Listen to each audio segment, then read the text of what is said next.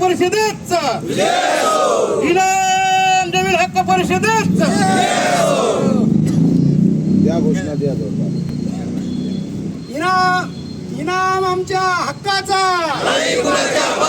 आमच्या हक्काचा। राज्य सरकारने एक नवीन कायदा आणलेला आहे, मंदिर निर्मूलनाचा जो कायदा आणलेला आहे त्या कायद्याला सर्व स्तरातून विरोध होत आहे। कालच विश्व हिंदू परिषदेने एक पत्रकार परिषद घेऊन या कायद्याला विरोध केलेला आहे।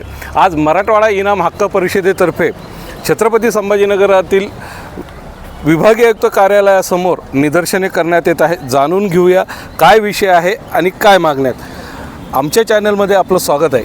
काय विषय आहे नेमका?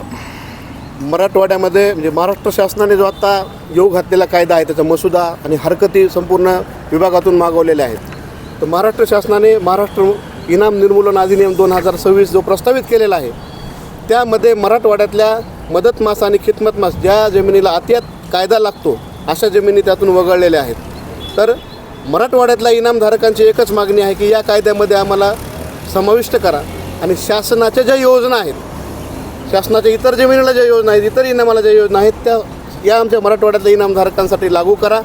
त्याचबरोबर इनामावर झालेले बेकायदे अतिक्रमण आहेत ते शासनाने काढून परत ते जमीन आमच्या ताब्यात द्याव्यात। त्याचबरोबर ज्या जमिनी आमच्या जलसंपदा विभागात गेलेल्या असतील किंवा ज्या जमिनीवर काही शासकीय बांधकाम त्याचा आम्हाला मावेजा देण्यात यावा आणि इनाम जमिनीला लावणी लावता येत नाही, इनाम जमिनीवर कूळ लागत नाही, परंतु महसूलमधल्या नवीन आलेल्या अधिकाऱ्यांनी कायदा माहीत नसल्यामुळं ज्या प्रकार केलेत हे सगळे पूर्ण हे करून मूळ इनामधारकाच्या ज्या नकल आहेत किंवा मूळ जे आमचं मुंतकप आहे त्यानुसार आमच्या वंशपरंपरागत त्या जमिनी आमच्या नावे कराव्यात आणि शासनाच्या सर्व योजना इनामधारकाला द्याव्यात। इनामधारकाच्या हक्काचं संरक्षण करण्याची जबाबदारी शासनाची आहे, कारण 300-350 वर्षापासून आम्ही देवाची पूजा अर्चा करतो, अनेक संस्कृती आम्ही जतन करून ठेवलेली आहे, देवाचं रक्षण आम्ही केलेलं आहे आणि पूजा अर्चा केलेली आहे आणि त्याच्यामध्ये टॅगलाईन आहे दुसरी मंदिरी इनामी जमिनी ज्या आहेत त्यावर धनदांडग्यांचा आणि राजकीय पुढाऱ्यांचा मोठ्या प्रमाणावर कब्जा आहे। कसं बघता याकडे? आमचा जो इनामधारक समाज आहे, गोसावी, गुरव, ब्राह्मण हा अल्प समाज आहे। 3 गोष्टी आमच्याकडे नाहीत, मॅन पॉवर नाही, मनी पॉवर नाही आणि मेजॉरिटी नाही।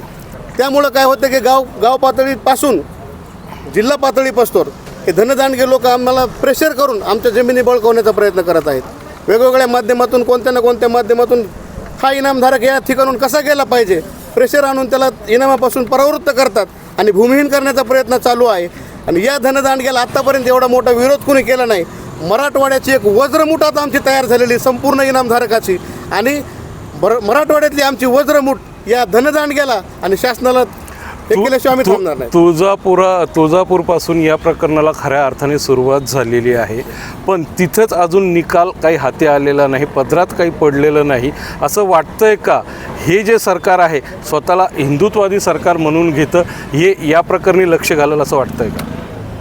आम्ही त्यासाठी थोडं हे आहोत की आमच्या असं लक्षात येतं की ह्या सरकारला काहीतरी करायचं इनामी जमिनीचं आणि हिंदू देवस्थानं किंवा जे देवस्थानाच्या जमीन आहे याच्यामध्ये हे सरकार हस्तक्षेप करणार नाही असं आम्हाला एक वाटतंय, परंतु हातात येईपर्यंत खरं वाटत नाही। म्हणूनच आमचा हा आक्रोश आहे की या सरकारने जाणून बुजून या इनामधारकाला बाजूला करू नये किंवा भूमिहीन करू नये किंवा आमच्या इनाम हक्कापासून परावृत्त करू नये, परंतु या शासनाकडून आमच्या अपेक्षा आहेत। बावनकुळे साहेबांशी आपण चर्चा करणार आहात का? याबाबत बावनकुळे साहेबांना अनेक निवेदनं पाठवलेले आहेत, चर्चा पण करणार आहोत। नाही जर केलं तर आक्रोश आमचा बावनकुळे साहेबांच्या घरासमोर असेल, शंखनाथ झोळीचं पण आमचं आंदोलन असेल। वेगवेगळ्या प्रकाराने आम्ही या शासनाला हे करायला भाग पाडणार आहोत। वाटतं का तुमच्या या आंदोलनाने या झोपलेल्या सरकारला जाग येईल?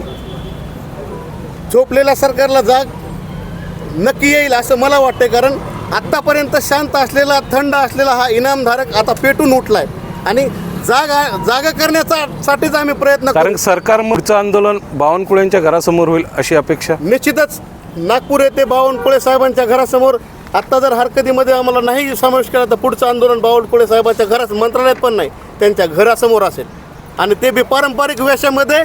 आमच्या झोळीला 5 पदरं असतात, सगळ्या जुन्या लोकांना माहिती। आम्ही आमच्या 5 मागण्या त्या झोळीच्या पदरात त्यांच्याकडून पाडूनच घेणार आहेत आणि तोपर्यंत शंखनाथ त्यांच्या घरासमोरचा बंद करणार नाही। ते आमचं तीव्र आंदोलन आहे। एक दिवस